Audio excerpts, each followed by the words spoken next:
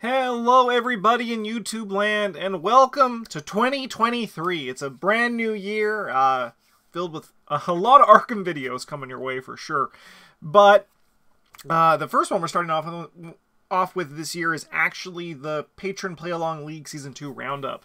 So this is the second video because obviously Season 1 was the first one.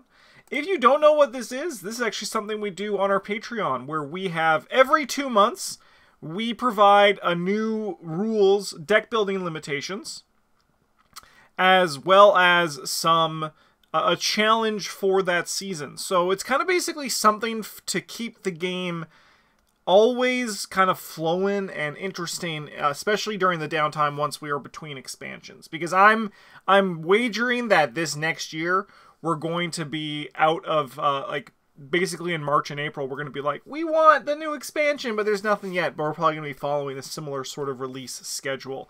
I don't know anything beyond that, but that's kind of what I'm feeling. So if you want to get some revolving rules and play with us live, because Season 3 actually started just today on our Patreon. At the lowest $3 level, you can join in on all of that.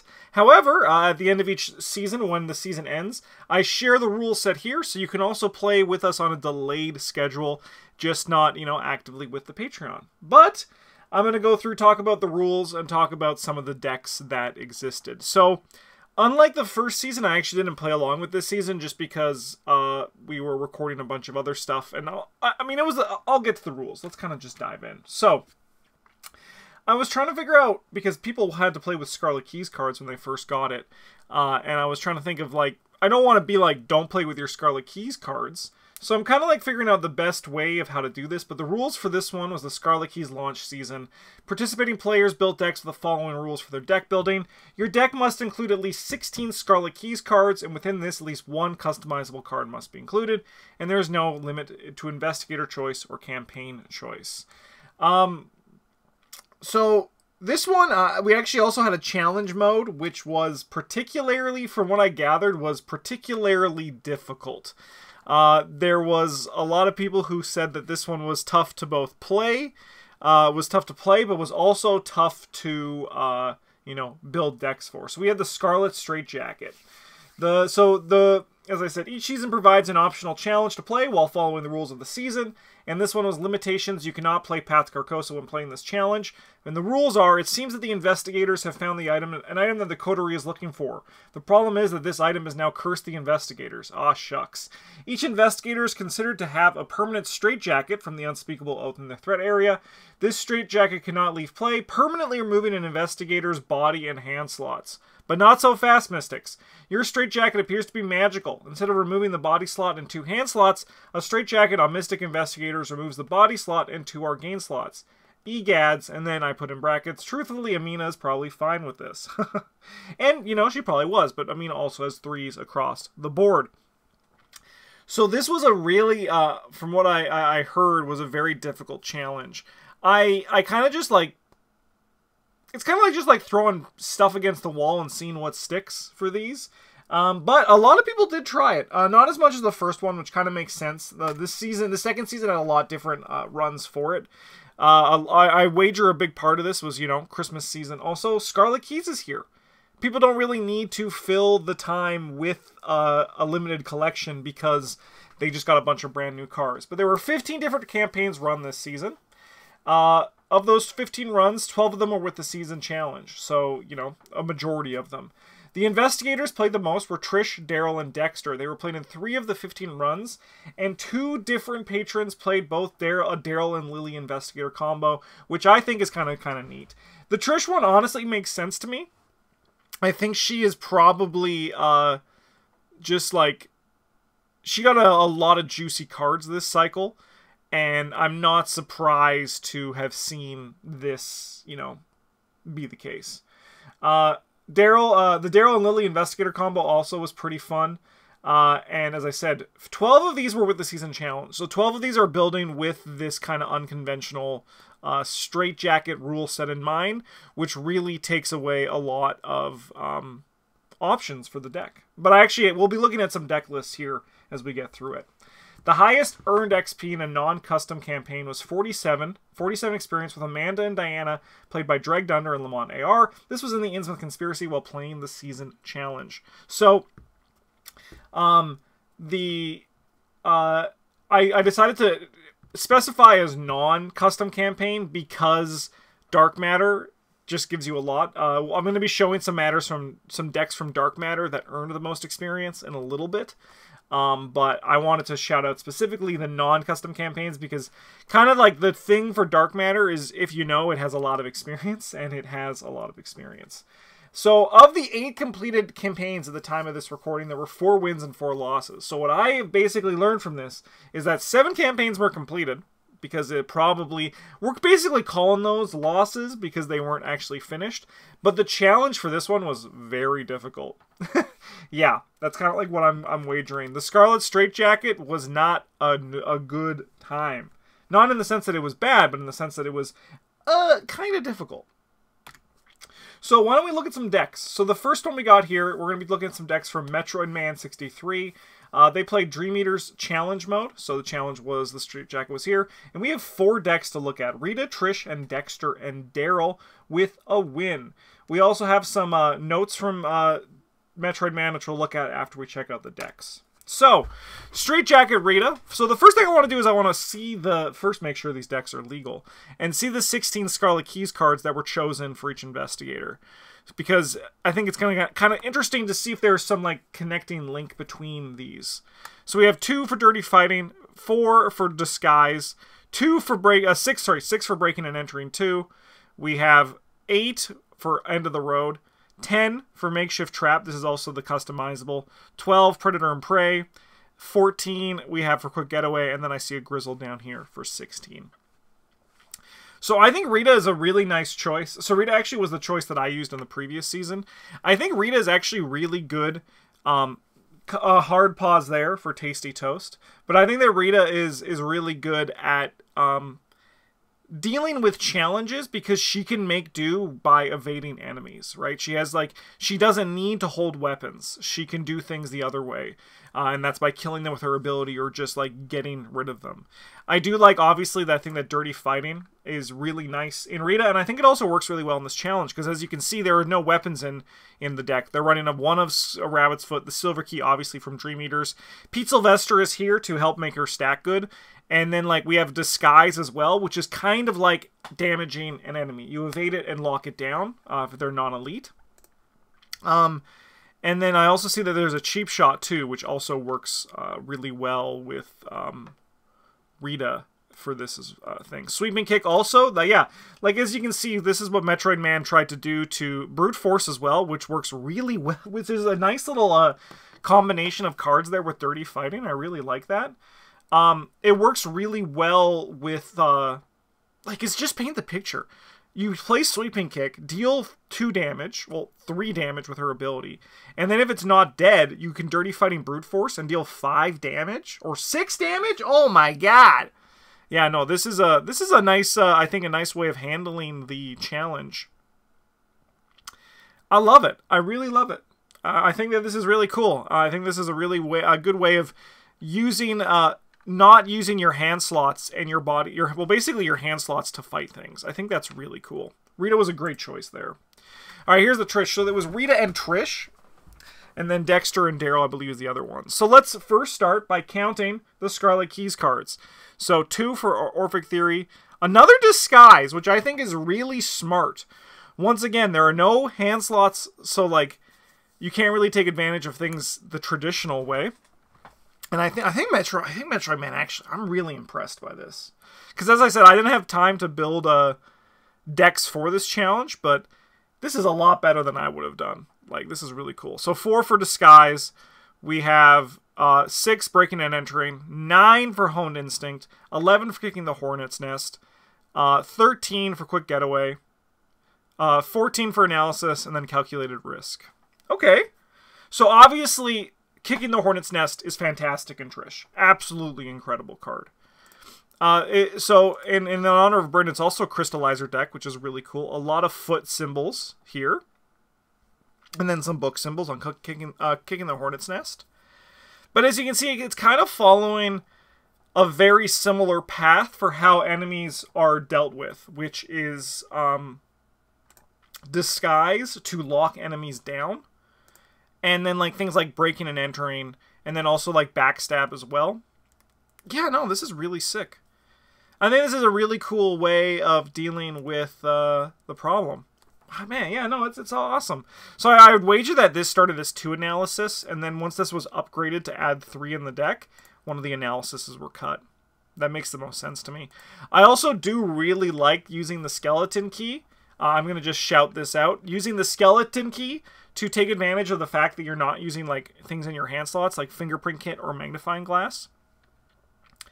And it's... like, I think that it's just like a really clever way of circumventing the issue with the hand slots because of the straitjacket. I love it. I love it. You love to see it. Those are some great decks. So, we are going to then also hop on over. Give me a second. We have the Dexter and Daryl. So, we're going to see how this goes. So, Dexter. You know what we got to start with? Ah, yes. This makes total sense. So, the Dexter is playing the Doom package from Scarlet Keys. So, Ceremonial Sickle, so that's 2, 3, 4, 5. You're old. 6. Sorry. 2, 3, 4, 5, 7, 9, 12. 14. Yeah. So another calculator risk. Kicking the Hornet's Nest is also just like a really it's just a really good card. Also going for Honed Instinct again, which I think makes sense because Damning Testimony obviously takes up a hand slot. So we're going to be seeing these here, which or the other one, Friends in Low Places. But obviously I think this is pretty straightforward. Cyclopean Hammer is really good, but also Ceremonial Sickle is also just seems like a really good time. This is a pretty traditional one. There's not really too much I think that's like noticeably unique to me, but I think it's just a good way of, because his takes up the spell slots, so it's just using all of this stuff instead. Nice and simple. All right, Straitjacket Daryl. All right, 2, 4, 6, 7, 8, 9, 10, 11, 12, 13, 14. 15, 16, 17, 18. So this just looks like a traditional... so obviously Daryl's Kodak, it doesn't take up a hand slot, so it's just totally fair to be in play. This is also kind of just like to be expected. It's playing a lot of the reduced shroud effects. Also looks like they're playing Katya to take advantage of a bunch of the... At a Crossroads, Nature of the Beast, and then also just like generally the you also could just like draw new cards, right? Because I think that's like we look at Katya and we think, hey, she is here for dilemmas, but at the same time, Katya can also just work to you know, filter your cards, right? Like you're like, I don't want to draw this. Like you have an Idol of Xanatos in play, and you don't want to draw another one. You can just be like, all right, I'll draw a new card. I think that's a reasonable thing for Katya as well. She's just kind of like card filtering. Yeah, sweet. All right, so Metroid Man, some notes. So Rita and Trish dominated the Dream World while Dexter and Daryl struggled in the Waking World. That's really interesting. That's really interesting because both the Dexter and the Daryl decks seem to kind of like function well in terms of like in theory. So it's interesting that they struggled. Customizables were Makeshift Trap for both Rita and Daryl, and Honed Instinct for Trish and Dexter, and also an Empirical Hypothesis for Daryl. Honed Instinct was the real MVP here, and I don't think Makeshift Trap made a difference once. I am not too surprised by that. That does make a lot of sense, actually. And I can definitely see that Honed Instinct is a very powerful card. Notably, if we look at this, Daryl, we have, sorry, for Dexter, like it has like an enemy engages you. Bryn used that when they were playing, when he was playing Kaimani, and I think it worked really well there too. So I think Honed Instinct is a card that's just, it's a customizable card that I think was kind of just seemed alright. I mean, there's always hype for cards, but like it seemed relatively lower hype than some of the other stuff that it came. It's also, let me look at the Makeshift Trap too, the upgrades. I already unfortunately closed the Trish and Rita one, but I imagine they were kind of simple. Similar. Yeah, no, nothing really too noticeable there. And then also there's this story here that I thought was pretty neat. It's 7 and 9 Doom on the last agenda of Search for Kadath. So I go to the Forbidden Lands as my last act to try to squeeze the last VP out of Illik Vad. Rita has 2 breaking and entering, level 2 in hand, and a sweeping kick. Trish has a backstab in hand. Doom goes to 8 of 9. Rita spawns Night Riders, which gets discarded when they get evaded, not just a successful evade. And Trish gets the Dreamlands Eclipse. The Stalking Manticore is in the connecting locations as usual. Since Rita can smashing investigate with breaking and entering, even with the highest shroud from the Eclipse, I use her first to break and enter to get the clue from Illik Vad and discard the Night Riders as well with the automatic evade. Then uses the second breaking and entering to get the second clue. Flip Illik Vad, heal 2 horror, draw 2 cards. I draw both End of the Road and Predator or Prey. So Predator or Prey moves the Manticore to Illik Vad. I have Rita engage and play End of the Road for the extra action. Sweep and kick it for 2 damage, plus 1 more damage from Rita's ability, then resign, letting Trish finish it off with a backstab. That does sound pretty sick. Yeah, no, that's a very, like, impressive line, line and things, the victory to come from it as well, in the sense of the drawing, like, just the perfect stuff off of the that Illik Vad. It's a nice story, and I love the decks. I think the decks were really nice. All right, so next up, we like to show both the wins and the losses here. So this is Chuck, Edge of the Earth, no challenge mode, so this is just some traditional stuff. But I noticeably wanted to showcase this one because this was a true solo deck with Roland.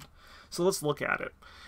So I'm going to actually look at the customizable upgrades. I'll remember to do that this time. For some reason in my head, I'm like, I already know what they are, but that's not good content making, Justin, you son of a bun. All right. So 2, 4, 6, 8, 10, 12, 14, 16. Nice and easy. Nice and easy. So, solo, we're using the Hyper Physical Shotcaster. So this guy, this is the big neutral of the set. And let's look at the upgrades. So it's Telescanner, so investigate with any skill. So I imagine the idea is to investigate with your whatever the highest skill is. But also what's nice about this is if you succeed, you discover a clue at any revealed location, which is also like really good. And then it enters play with 2 additional Aether, and then it gets +2 skill values. So even if your Book and Fist are the same value, it still gets the +2 from that. Over here on Hunter's Armor, we have Enchanted, so it takes up the Arcane slot instead of the Body slot. Durable, Hallowed, it gets -1 cost, and after you draw a card after it's assigned damage from a treachery, or damage or horror from a treachery effect. So yeah, this one I think is pretty sick. It's not the, as I said, this one is not from the challenge run, so it's kind of just a little bit easier to, like, you know, take advantage of things like things that takes up hand slots.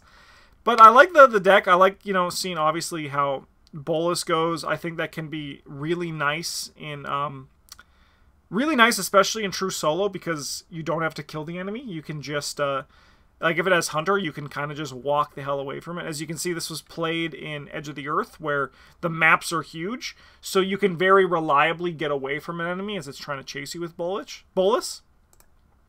Breach the Door also is really nice. Just, I think, very good for those last Shroud locations. And then Motivational Speech, obviously great with B-Cop and Dr. Milan. Upgraded Prepare for the Worst. I'm curious if I'm ever going to play it. But it does seem just fine. I'm a Backpack 2 man now. I love me my Backpack 2. Yeah, no, seems sick. And let's see the stories that came from this. Yeah. So I wanted to use Hyperphysical Shotcaster solely for clue getting, but realized that I could look for either that or Machete and Pistol with Prepared for the Worst. Yeah, that makes sense. And first game was able to play Refine first. Use it to upgrade my armor to Enchanted, which then I could play with Bandolier. So this is Refine. It's a double action, and you get to mark a chip on a customizable card. I believe that's what it does. And that is kind of some neat tech, taking the Hunter's Armor and just making it Enchanted, so then you can also play your Bandolier in the first scenario. I think that's kind of neat. That's cool. Alright, here are those Dark Matter decks I wanted to showcase. So this is Trish Scarborough, Zoe Samaras by David J, and this was a win through Dark Matter. So these were the decks that technically earned the most experience. I don't even know why I'm bunny quoting the technically, because they did. It's just for me, I wanted to not include custom campaigns because Dark Matter is juicy on the XP. So 58 experience and 70 experience. Boy, I might have a Sharon Sobel here. So, this was no challenge mode, so hand slots are totally available. So we have 2, 3,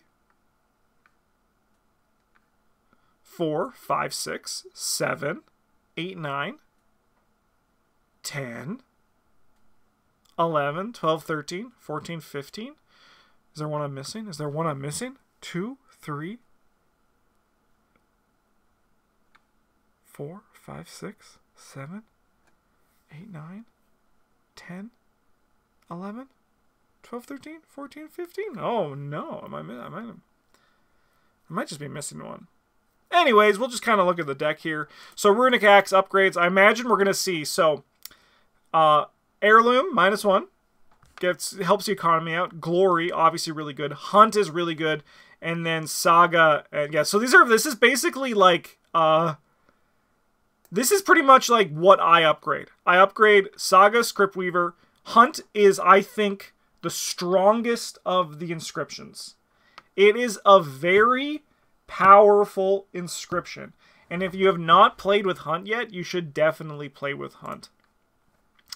And then we also have Inscription of Glory, which I think is also really good. This is pretty much like what I do. And then I'll probably put Heirloom on, or alternatively, if I'm playing Dream Eaters, I'll put on Fury. But this is kind of like pretty much exactly what I do with my my Runic Axe, and I have played a lot of Runic Axe lately, so this is really nice. Kicking the Hornet's Nest again here is really good. Martyr's Van Brace I think is a cool card. I haven't had a chance to play with it yet, but I'm very excited to try it out. And yeah, I think this is just a really cool deck. I'm very curious to see how this Trish deck goes. So 2, 4, 5, 6, 7, 8, 9, 10, 13, 14, 15, yeah, 16, 17. Perfect. Okay, we actually have every customizable card in this deck. So we can kind of just really dive in and see the upgrades we got here. So Damning Testimony, great Trish card. We have Fabricated Evidence, enters play with 2 additional evidence, so 5 uses. It gets +2 book, which seems really good with Trish because she does have the 4 book thing. Surveil, you may use it to investigate the chosen enemy's location instead of your location. I'm very excited to play a Trish deck with this card. I think I'm going to do it eventually on the channel with Travis and Bryn. I kind of want to play it in 3 players, but we're going to see. I built that janky sew your Damning Testimony into your coat, into your shoes thing. And I want to play that deck. I think that'd be very fun. But I'm not surprised if this would have done very well in the deck. Friends in Low Places is also loaded. This makes sense in Dark Matter. I mean, there's 70 experience in this deck. This deck has a lot of experience. So it's clever. You place them back in any order. Friends in Low Places, play during any Lightning Bolt. Increase the number of cards looked at by 3. So now it's 12 cards. You basically just gotta, for 0 cost, fast, you get to play... you gotta stack the top 12 cards of your deck. Oh my god! And then just at the bottom of it, you put like freaking,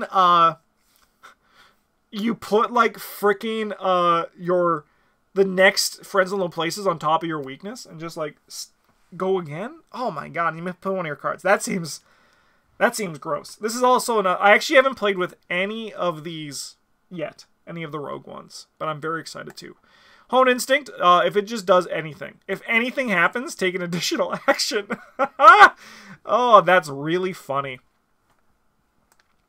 Yeah, if anything happens, take an action. Basically, just not playing an asset. That's really great. That's really great. Alright, what stories do we got here? What notes? Dark Matter, built around Damning Testimony and Runic Axe. Axe did major work cutting down enemies. Lots of enemies with free movements. Testimony was more iffy, but remote clues played a big role in Scenario 7. Yeah, this is... I'm not surprised that, you know, Axe didn't doing major work. The free movement, and once again, yeah, me and David were on the exact same page. The Inscription of the Hunt is very, very powerful. Try it out. Trust me, it's very good. I mean, obviously, I think you need at least Saga first, but I would easily put 4 experience into this. The first 4 could be Saga, and then Inscription of the Hunt. Just to, like, it's very good, trust me. It's very good. Okay. That's it. Wow. So yeah, if you want to try out to building some decks with either the stipulation, or if you want to try the challenge mode, or just if you want to try the challenge mode just with the full collection, go for it. Like that's ultimately why I make these videos, so people can see what the rule sets were and then maybe be inspired to try some of them out themselves, because the best way, I think, to not get bored of Arkham Horror is to continually change and try to explore in Arkham Horror. In addition, you can also play with us on our current league starting today. Season 3, it has a very fun deck building stipulation and a simple challenge, a much more simple challenge than the Straight Jacket one this year. Sorry, the last year, technically. And Travis and I are actually playing along with it on the Patreon right now. And it's been enjoyable. So you should check it out if you want to, and you want to support the channel further beyond just watching. But you can also just like and subscribe to also support the channel an incredible amount. Huge thank you to everyone and to our patrons for supporting the channel, because, you know, you're the reason why our Arkham Horror content has been so gung-ho in this last year. So thank you for your support. And if you want to support as well, you can join the Patreon description. The link is down in the description. Thank you so much for watching. Have a good one. And as always, a GG's.